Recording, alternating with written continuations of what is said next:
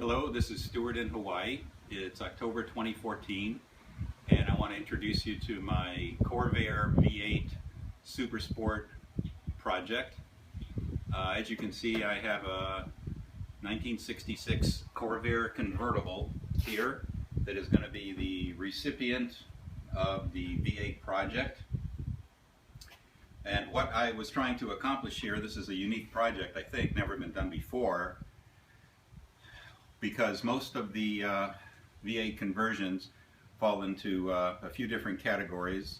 One would be the typical Crown Kelmart conversion, where the car has good weight distribution, but the driver is very cramped. The other is where the engine is rear mounted, like the V8 Toronado 425 engines, where the driver has plenty of legroom, but the car is very rear weighted and doesn't handle very well. So after much research, what I wanted to do, because I'm 6'4", weigh 200 pounds, is to try to get a conversion that will give me legroom and good weight distribution. After a lot of research, I found that the Fiero mid-engine has a transverse mounted engine and transaxle, and that car, when somebody does a V8 conversion to it, would be an excellent candidate to put into a Corvair. So I found such a car in California, and I purchased the car, and as you can see here, I've removed the rear engine transaxle from that car, and you can see that because the engine is transverse, the